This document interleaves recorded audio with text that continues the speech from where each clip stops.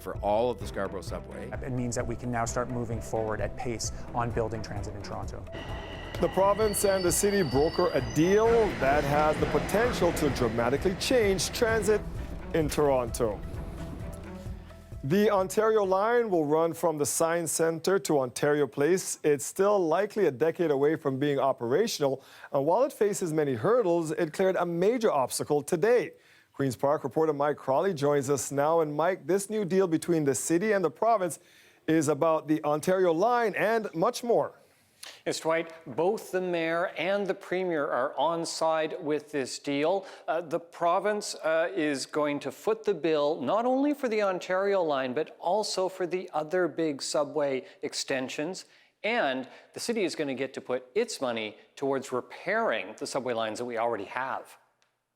I am very pleased to be here this morning. At both Queen's Park and City Hall, plenty of smiles over a transit agreement worth $29 billion.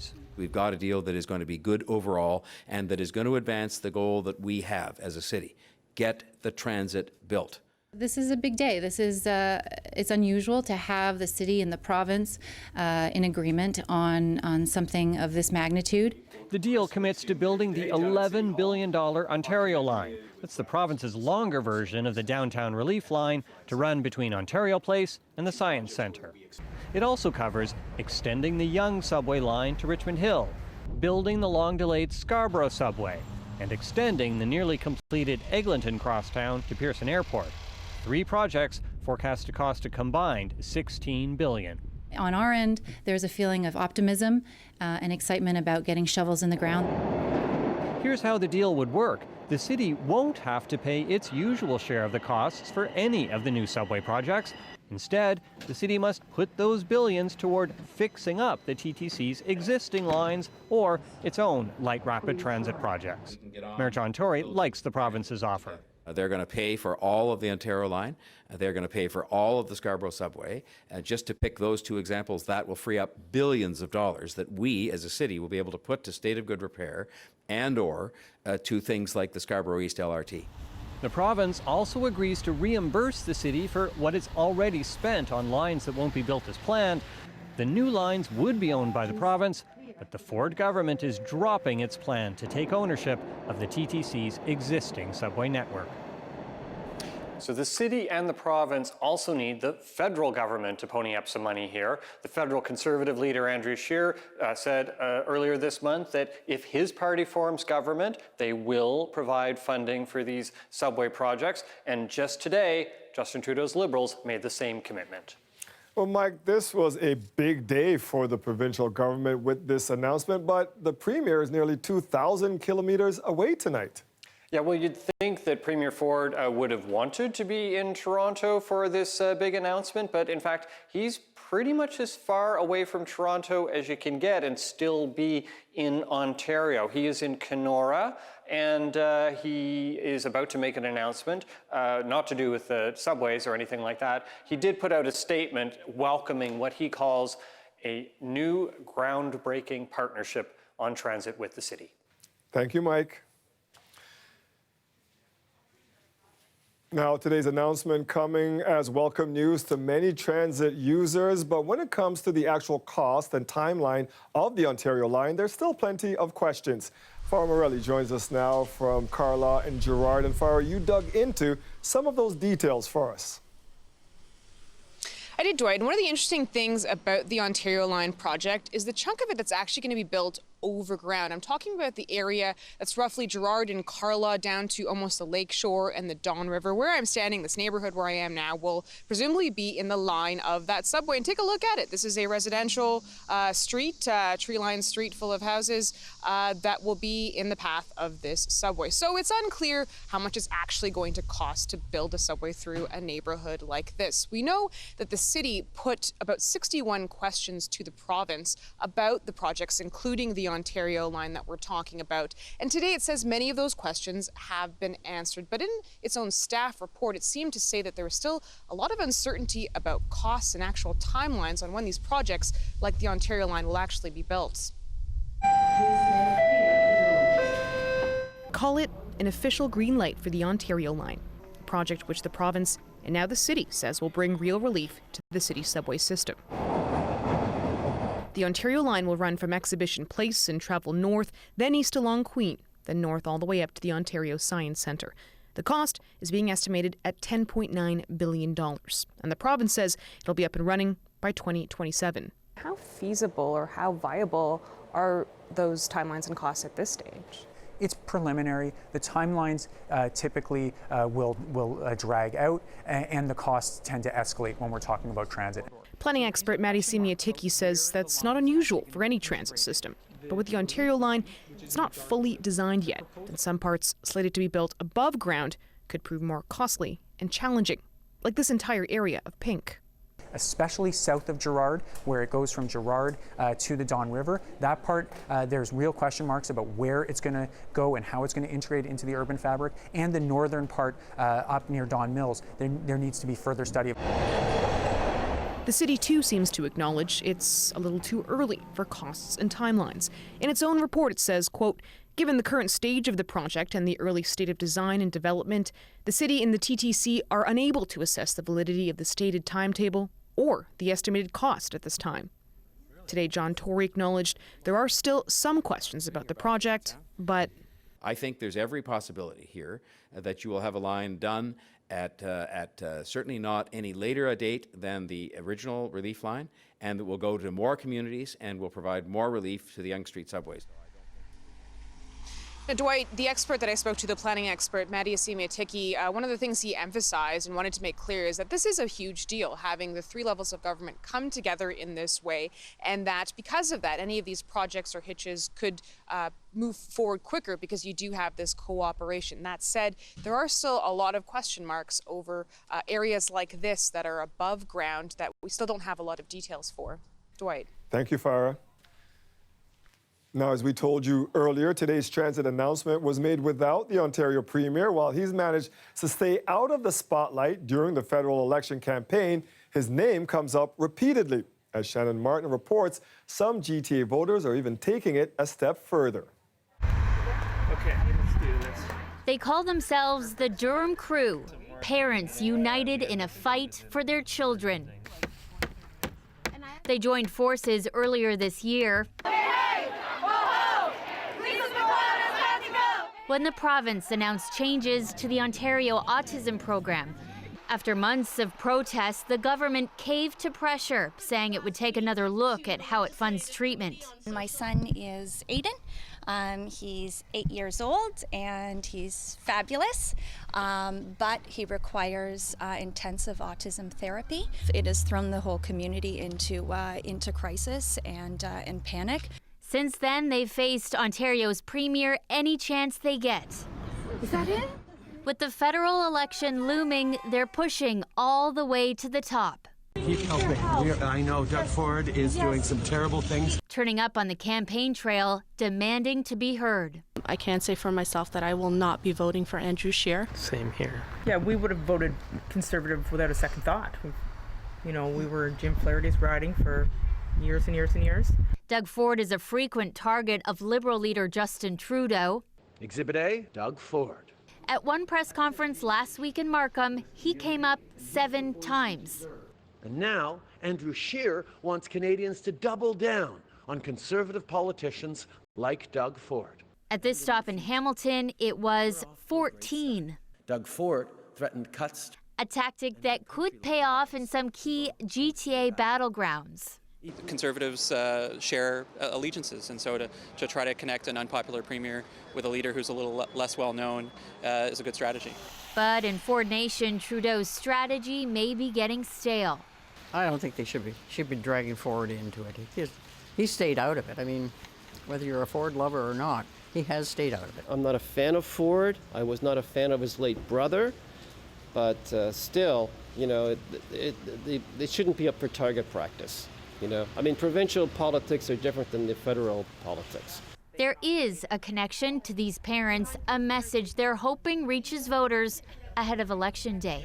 What is coming next? Like, our children are just getting a hit from every angle possible, and we're not stopping. Shannon Martin, CBC News, Ajax.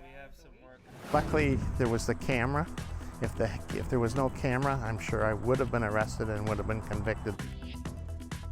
Corrections officer grab and push a disabled man outside of a prison. We'll show you more of the security footage of this incident and how this isn't the first time this officer has been under investigation. That's coming up in a few minutes. York Regional Police have arrested 31 people after a large-scale investigation into human trafficking and organized crime. The project spanned multiple Canadian provinces and led to more than 300 charges. And a Markham man has been identified as the alleged main boss. Lorena Redekop has the details.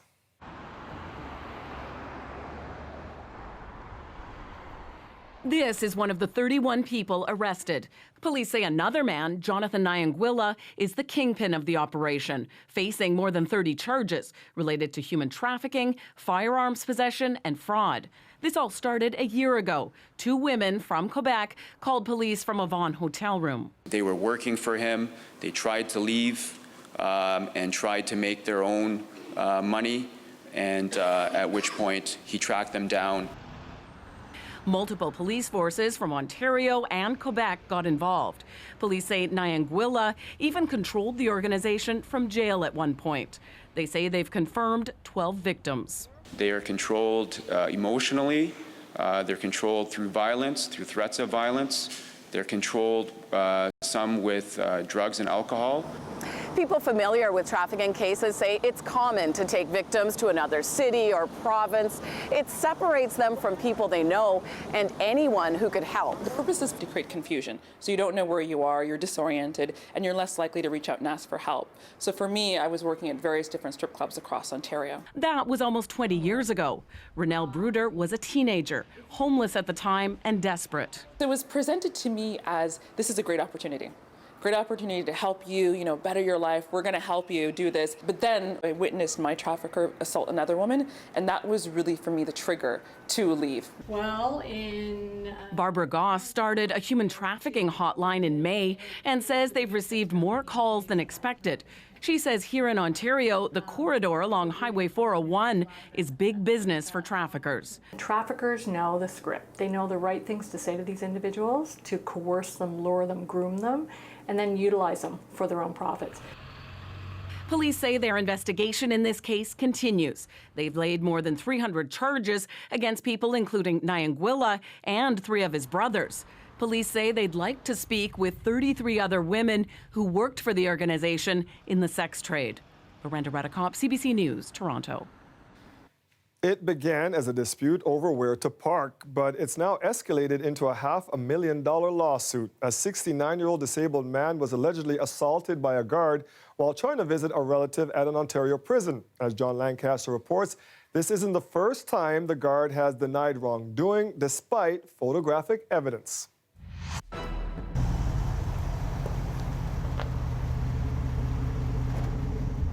Paul Saliba says a visit to the Bath Institution near Kingston almost landed him behind bars, falsely accused of assaulting a prison guard. Luckily, there was the camera. If there was no camera, I'm sure I would have been arrested and would have been convicted. The camera that cleared him was perched outside the prison in February 2017. It shows Saliba shuffling to the entrance as he arrived to visit an incarcerated relative. Corrections officials had given him permission to park close by in a staff parking lot due to his mobility issues. Something guard Darren Goff allegedly took exception to. I tried to explain it to him. He said to me, I don't take any attitude from them in there, and I sure as hell am not going to take any attitude from you. Goff, without authorization from superiors, allegedly ordered Saliba off the property. The camera tracks the pair as Saliba returns to his vehicle. 1 minute later, it appears to show Goff pushing Saliba into a nearby vehicle. Goff reported the incident to police, accusing the disabled man of assault. Corrections officials determined Goff was the aggressor in the video. They won't say if he was disciplined. Saliba wants answers. I want the system changed. I want it to be accountable. I don't believe that there should be two different systems, one for the average person and one for law officers. In his statement of defense, Goff claims he thought Saliba was reaching for a weapon and the disabled man fell on his own, pulling the guard towards him. This isn't the first time Goff has been accused of wrongdoing by a member of the public. A year earlier, a security app snapped his photo after he allegedly tried repeatedly to enter passcodes into a female visitor's phone. Goff claimed the app was set off accidentally, something a judge determined was unlikely. John Lancaster, CBC News, Cobourg, Ontario. Remember, if you have a story you would like us to look into, we would love to hear from you. Just send us an email, torontotips@cbc.ca.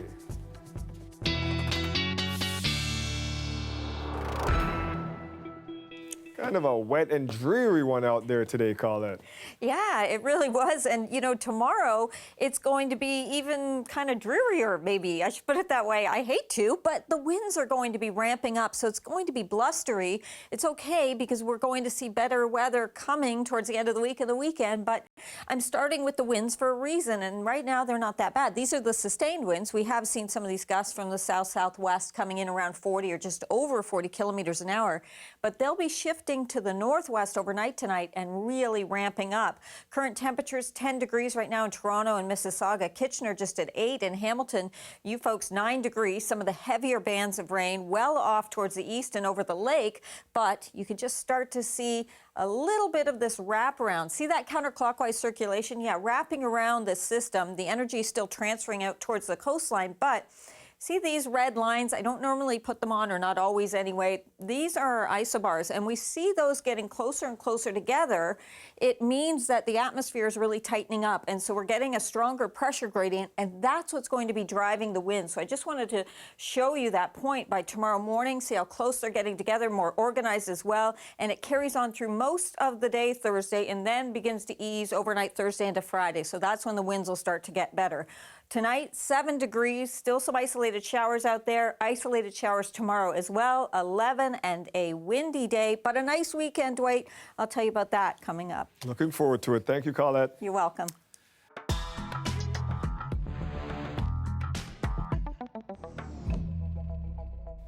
Justin Trudeau got a big endorsement today from former U.S. President Barack Obama. Obama tweeted the following this afternoon: "I was proud to work with Justin Trudeau as president. He's a hard-working, effective leader who takes on big issues like climate change. The world needs his progressive leadership now, and I hope our neighbors to the north support him for another term." Meanwhile, Trudeau is again urging Canadians to support his party if they want a progressive government, and today he accused the Conservatives of running a dirty campaign. The Conservative Party is running one of the dirtiest, nastiest campaigns based on disinformation that we've ever seen in this country. And it's no surprise that they don't want to share, whose deep pockets are funding their attacks on Canadians, on other parties. Trudeau was campaigning in the Montreal area today, surrounded by Liberal candidates. The party needs to hang on to as many Quebec seats as possible to win this election. I've seen the change. Quebecers are saying, you know what? This is a guy that sounds just like us. He talks like us. His French isn't that bad. But more importantly, he's got the same values. He believes in the rights of women. He believes in the rights of the LGBTQ, the right to die with dignity. NDP leader Jagmeet Singh says voters in Quebec are warming to him. At the start of the campaign, he had a low profile in that province, but now he says his support is growing. The NDP is trying to hold on to its 14 seats in Quebec. For breaking the Conflict of Interest Act not only once, but twice, Justin Trudeau faced absolutely no consequences. That's because there are no consequences attached under the law. Now, Canadians expect accountability from their leaders, and that's what I will deliver. Conservative leader Andrew Scheer says if he's elected, his government will introduce stiff penalties for ethics violations. Scheer is proposing a fine of up to $20,000 for politicians who break the ethics rules. A Mississauga couple taken into custody on the Turkey-Syria border after being held for months. It appears they could soon be charged with terror-related offenses. What we've learned about the newlyweds coming up next. The weather update is brought to you by Train Extreme Conditions Testing. It's hard to stop a train, really hard. Train, the most reliable heating and cooling brand.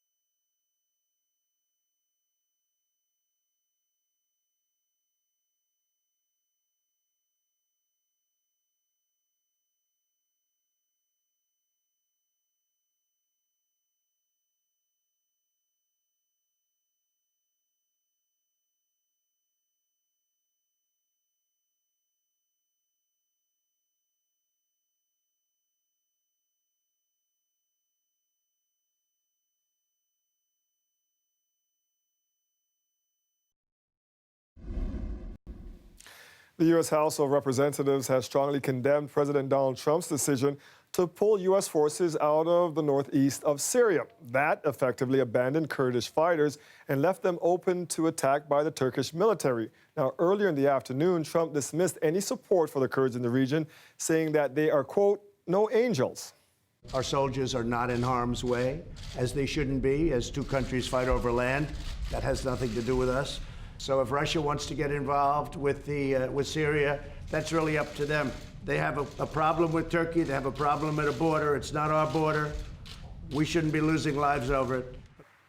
Meanwhile, Turkey's president has now walked back his refusal to meet members of Trump's administration, including Vice President Pence, who are headed to Turkey to try and broker a ceasefire. Erdogan has also agreed to meet with Russian President Vladimir Putin next week. Meanwhile, a Mississauga couple is spending another night in a Turkish prison. They've been there for 3 months now, and CBC News has learned authorities there are preparing to lay serious charges against them. In this exclusive story, Katie Nicholson tells us there are fears they were radicalized. Ikar Mao and Halima Mustafa were at the very beginning of their life together. The Canadian newlyweds were on vacation in Turkey when they were taken into custody near the Syrian border. Mal and Mustafa have been detained in Turkey since July. Sources with direct knowledge of the case tell CBC News authorities there are preparing terror-related charges against them, and that Mustafa's family feared Mal was enthralled by ISIS and heading to Syria. That's why they went to the Turkish authorities for help. On a website that helps travelers find free accommodation, Mal wrote the couple wanted to learn Arabic and Turkish and that they were looking for a place to stay in a city 50 kilometers north of the Syrian border, a gateway for people fleeing ISIS and for those who wish to join it. Canadian security officials say neither Mal nor Mustafa were on any Canadian watch list. I'm really interested in knowing under what grounds they're being detained. This national security professor says if the couple is being detained on criminal grounds, the Canadian government can't interfere. But RCMP and potentially the CSIS would be trying to understand the motivations, what's really going on. Mal's family has declined comment. Mustafa's family has not responded to repeated requests from CBC News, but we have spoken to more than a dozen people who knew the couple. Some say RCMP have contacted them asking if the couple harbored any extremist views. Online, there are few clues. Mustafa's social media accounts closed down. In 2016, the outspoken fashionista said she wanted to change the way people view the hijab. It's something that is always there to remind me of God and of my values. What little there is of Mal's presence, affable and musical. The plan of God is never wrong. This may turn out to have been a complete misunderstanding or some sort of domestic dispute amongst the family members that unfortunately turned into a bit of a national security issue for Canada and Turkey. This national security expert says their names and details have likely already been shared with Turkey's national security partners. Certainly the United States, the United Kingdom, a number of other countries may have access to that information. Global Affairs Canada says it is providing consular services, but for now, that's all it's saying. Katie Nicholson, CBC News, Toronto. I'm Talia Ricci, and coming up, we're going to introduce you to an 87-year-old woman named Lily. She was walking on Brunswick Street at 5:30 in the evening on Thanksgiving Monday when she was assaulted and robbed. Tonight, she has a message for the suspect.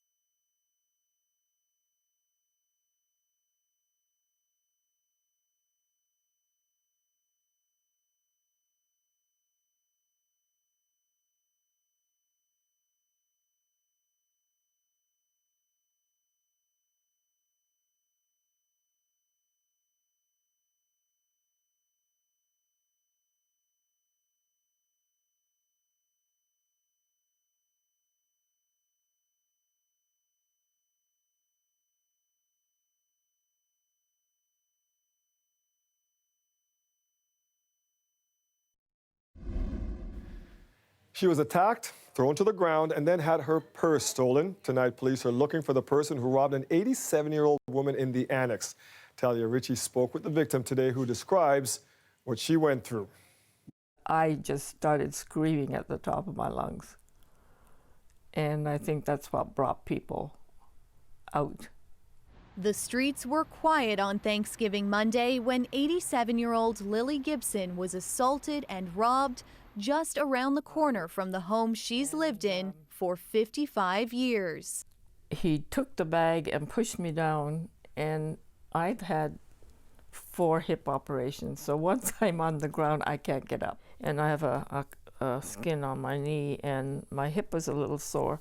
The resilient senior is otherwise okay. It happened on Brunswick Avenue south of Bloor Street West.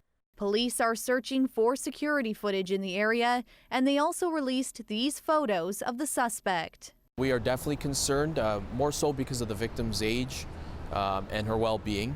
I'm going to be famous. The active senior says she has no plans to put a stop to her evening strolls. Bye. She's a busy lady. That's my choir leader.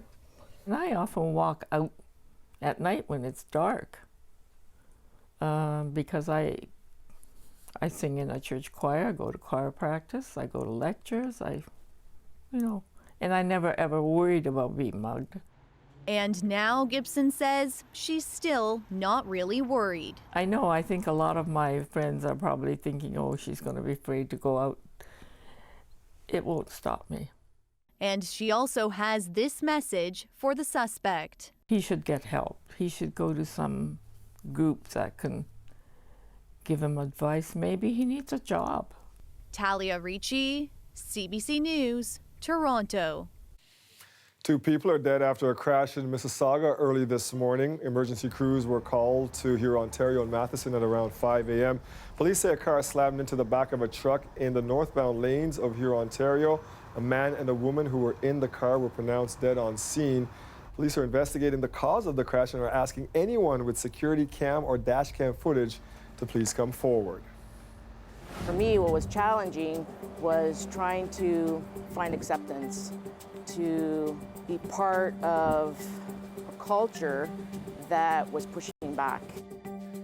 There are 2 worlds with a difficult historical relationship. So what's it like to be part of the LGBTQ community and work in law enforcement? We speak to a few officers still ahead. It was supposed to be a chance for Hong Kong's chief executive to set out her plans for the coming year, but instead, Carrie Lam was forced to abandon her speech in the legislature. Sasha Petrusik has more now from Beijing. Turmoil that's filled Hong Kong for more than 4 months spilled into its legislature today, while leader Carrie Lam tried to get her besieged government back on track. She came to deliver her first policy speech of the new session in a tightly guarded chamber, freshly fixed after protesters ransacked this symbol of the establishment in July. But it was not to be. As she started her speech, dressed in a formal pink suit, pro-democracy legislators in black T-shirts heckled. They held signs showing Lam with blood on her hands and projected the protesters' 5 demands for more democracy on the wall behind her. The speech was aborted, to be delivered to the chamber later through a video link. In it, Lam ignored all the protesters' demands, focusing instead on a plan to bring more affordable housing to Hong Kong. Under a heavy police crackdown and a ban on most demonstrations, the movement has largely dwindled to smaller groups of more violent protesters vandalizing Chinese symbols and businesses. And yet, when the rare rally is allowed, as it was one night this week, tens of thousands still gather with cries of "Free Hong Kong." Sasha Petrusik, CBC News, Beijing. A new survey revealing tonight just how important a role newcomers to Canada play in the housing market. The Royal LePage survey says 1 in every 5 homes in Canada is bought by newcomers to the country. It also found that newcomers spend about 3 years in Canada before buying a home, If current international migration levels are maintained, Royal LePage estimates that newcomers are expected to buy nearly 700,000 homes in Canada over the next 5 years. The study defined a newcomer as someone in the country for 10 years or less. General Motors and the United Auto Workers Union have reached a tentative deal to end a month-long strike by nearly 50,000 workers in the U.S. The strike has halted work at more than 30 GM factories across 9 states and led to layoffs at plants in Canada and Mexico. Workers were demanding better pay, health care, and profit sharing, but picket lines won't come down until Thursday at the earliest. That's when union leaders will decide if rank-and-file members should vote on the deal before they return to work. We live in a world of almost daily data breaches and cyber hacks. Over the past decade, billions of people around the world have been affected. The cybersecurity industry desperately needs more skilled workers to help protect devices and data.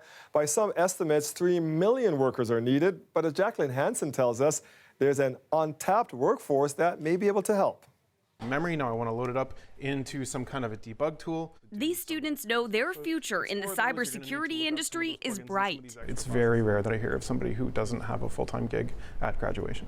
At this point, if this The 4-year degree at Sheridan College used to be a tough sell. We had trouble keeping classes of 10 and 15 students through all 4 years of study, but since then it's grown a lot. Right now we have approximately 350 students across all 4 years of the program.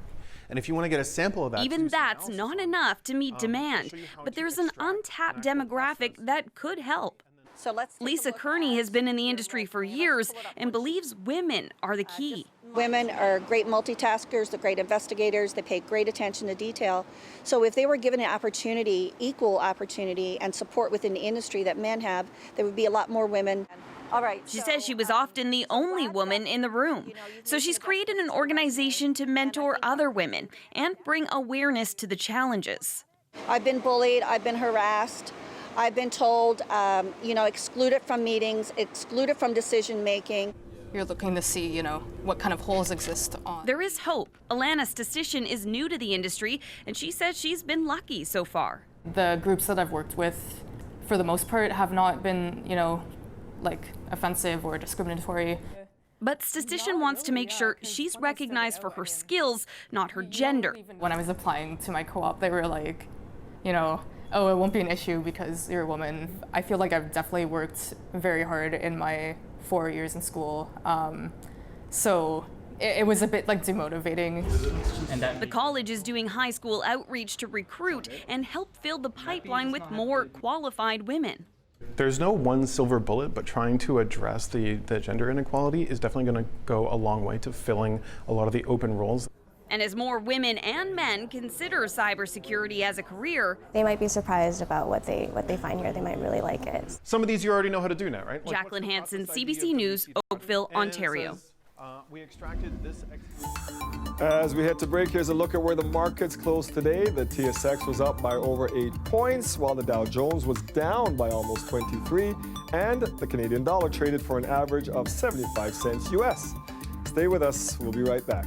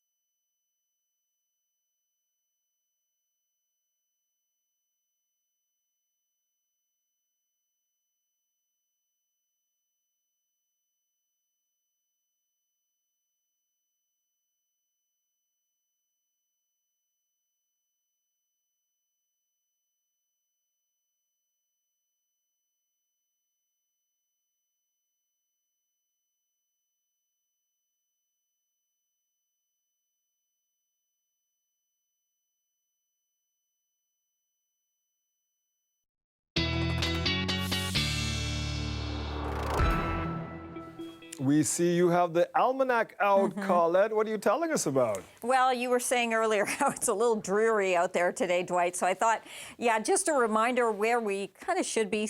Seasonal temperatures this time of year, a high almost 14 degrees, a low around 4. We're ahead of the game on that low tonight because of the cloud cover and the system moving through. But you probably noticed that today temperatures weren't that great. In fact, we were closer to that seasonal norm early, and then the temperature falling. This afternoon, we were just around 10, 11 degrees, about the best that we could do. Here's that counterclockwise circulation around the system, but you see all this rainfall that's out towards the coast, and that is where that energy is being transferred with that nor'easter getting its act together. And as it winds up, that's when we're getting into this situation. So here are the isobars again. When they get closer together, they're connecting areas of equal barometric pressure. When they start to look aligned like this and there's not much space in between them, we know we have a tighter pressure gradient. We're starting to see the winds getting stronger and stronger. And towards tomorrow morning, they turn towards the northwest, again, because of that counterclockwise circulation, so it drives them in from that direction. But they'll be gusting to 50, even 60 kilometers an hour, so really strong. Also, you have to notice some of the green here on our maps too. So yes, still some scattered and wraparound showers with this system too. So it remains unsettled even tonight, but through the day tomorrow into tomorrow evening, although things will be improving. And there's our friend high pressure building back in.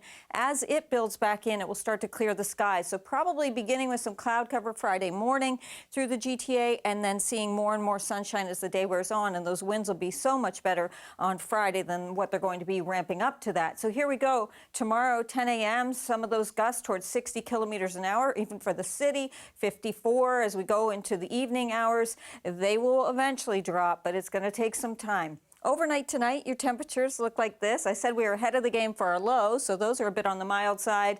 Tomorrow, it's not even going to feel like these temperatures, though, because those winds are going to be so strong. Friday doesn't really warm up much, but it'll feel better without the wind. And then Saturday and Sunday, it does warm up. And Monday, a very important forecast for the vote. Yeah, and that's good raking weather on Sunday, too. We'll take it. Thank you, Colette. Yeah, you're welcome. The relationship between police officers and the LGBTQ community has been controversial at times, from the Pride Parade to the MacArthur murder case. To help mend those ties, a group of LGBTQ officers from across Ontario are making a documentary speaking about what it's like to be queer and on the job. We caught up with some of those officers. I've been through some very difficult situations, some life-threatening situations, but that has never deterred me from continuing to want to do my job. For me, what was challenging was trying to find acceptance, to be part of a culture that was pushing back. I couldn't believe it. I didn't believe the complaints that were coming forward about police to my community. I couldn't believe it because I was part of that community. The police service needs that. We need diversity and we need inclusion because we represent the community that we police. If we can give each other the resources and the tools. It's not airy-fairy, it's not soft. Diversity gives the strength of the organization. Right? My name is Constable Aaron Sheedy. I'm with the Royal Canadian Mounted Police in Toronto, and I'm the director and one of the co-producers of Coming Out Cops. What was surprising with around the name of Coming Out Cops is we expect that police officers are going to come out on tape and tell the whole world that they're in the LGBTQ community. What I didn't expect was for Coming Out Cops to mean that in their own communities where they're already out as LGBTQ, they're coming out and they're going into whispers and saying, "I'm a cop." Is that cool? Right? Like because of the such fractured relationship that exists between police and the community. And for me, it was like that oh crap moment that I realized I was a lesbian. And for me at the time, I didn't even know what that meant. So many different subsections of being gay. Like I feel like I, belong to like the gay cop one, and no other one. I think the general public, you don't have to be a police officer, you don't have to be in a certain profession. I think a lot of LGBTQ people, or even people of other marginalized communities even, can relate to some of these stories that these people are saying. Big difference for me was I met a woman, she was a police officer, and it was in the early 2000s, and she was going to march in the Pride Parade. She begged me to walk with her. And I said, okay, Jackie, I'm going to do it for you. I says, but I have to drive the car. I want to have that comfort zone of being in the driver's seat. And I'll tell you, that really changed things for me, because I have never, ever felt more accepted by my community. And, sorry. Pride Toronto organizers invited the protest group Black Lives Matter to march as honored guests in this year's parade. Shut it down! Abandon our banners! Shut it down! About 2/3 of the way along the route, the invited protest group held a protest. What I found interesting in this process is nobody's really talking about what it means to the people who have that intersection. They have the intersection of being LGBTQ and being a police officer, and they're the ones taking it on the chin. They're the ones being said, you can't march. For most straight police officers in the average police station, that doesn't mean very much to them that they can't march in the parade. I think we can safely say that the LGBTQ police personnel who's out at work and did all that work is probably closer to an entry point for these communities than a divisive point. But at the same time, Black Lives Matter and Pride have a point, right? There is strained relations. I will protect people with my life, even the people that hate me. When we get a call and we go into a situation, we don't question, am I helping somebody who hates me? We just go in and we do it. It's never a thought. Anything like that's the big message that I think the general public doesn't understand. Policing as a whole needs to improve something. They don't forget the fact that we don't call 911. We're not the ones calling for help. We don't get to choose the files. It's like the phone rings and you go. We just do it. The disparity is interesting between existing as a lesbian in the RCMP and then transitioning. The locker room talk that I got to be privy to after transitioning was eye-opening. I really hope the services of these very brave contributors are paying attention. What's happening within the LGBTQ police world right now is these officers who are taking it on the chin, not being allowed to march, they're the ones, step by step, rebuilding that relationship on behalf of their organizations. Sometimes their organizations may not even demonstrate that they want to do that, but they're the ones doing it. So when you need to do it again, you're going to have a whole set of qualified people in your organization to show you the way. And it may not be LGBTQ next time. It could be race or gender or age or you name it. These people will have the playbook. Because we represent the community that we police. And so I hope that we get to a point in the years to come that we're beyond where we are now and that we've mended the ties and that we've progressed past not being allowed in Pride. But I think we'll go. I want to march, damn it. They're on the campaign trail, shaking hands and helping to get the message out. And we're not talking about the party leaders. After the break, we talk to the spouses of Justin Trudeau, Andrew Scheer, and Jagmeet Singh, and Elizabeth May.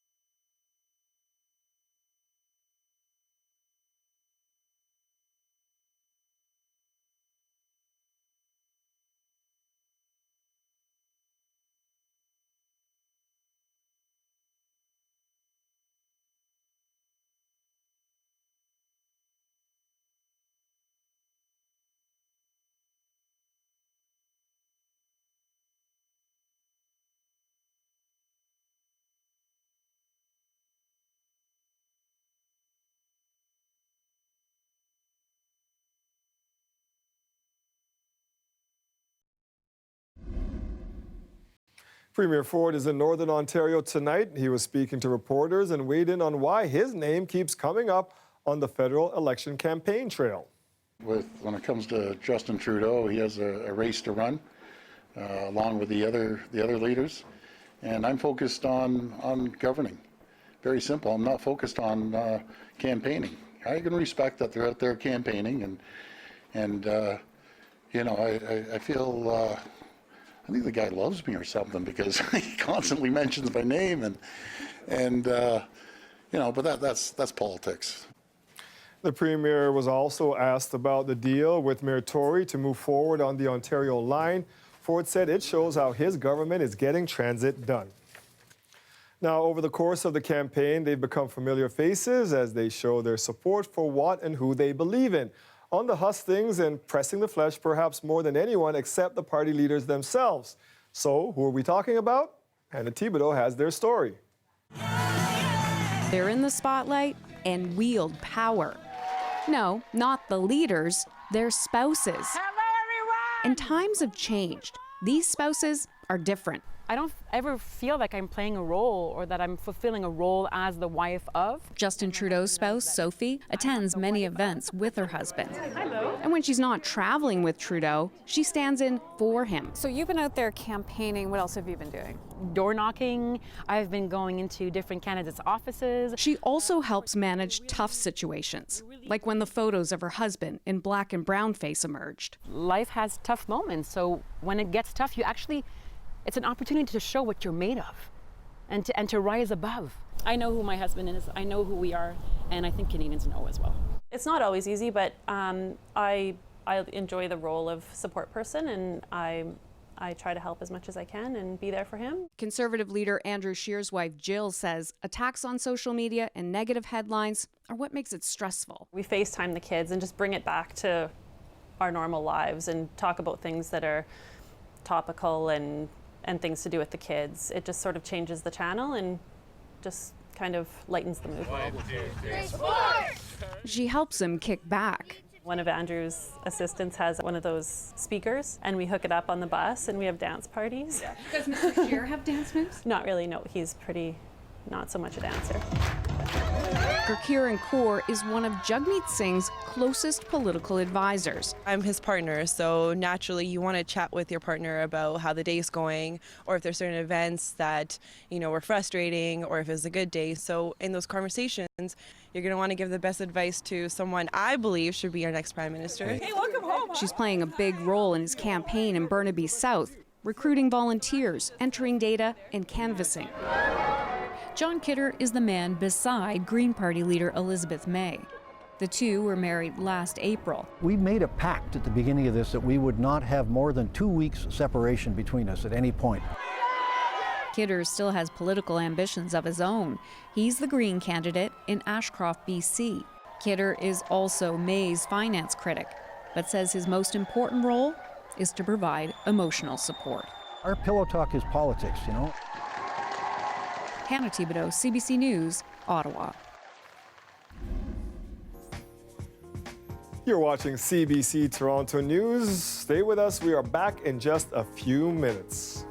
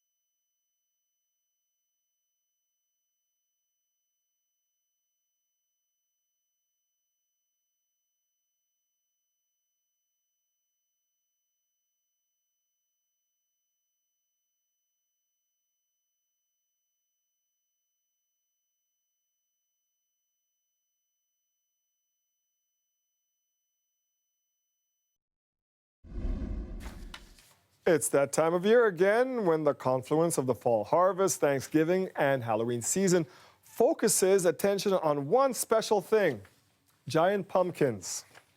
Finishing in first place with a giant pumpkin weighing 1,202 pounds.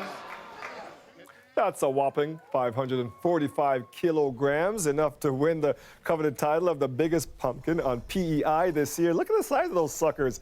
But if you think that was big, last year's winner was 136 kilos heavier, and that PEI winner was only about half the size of the prize-winning behemoth this past weekend in California. And we've got about 20 seconds left because I took up all your time with pumpkins. No, that's okay. I do just want to let folks know just how breezy it's going to be tomorrow. Yes. And those are going to be northwesterly winds, 50, 60 kilometers an hour. So just beware of that. Clean up that patio furniture. That's it for us Now's the tonight. time. We'll see you back here tomorrow. Good night, everybody.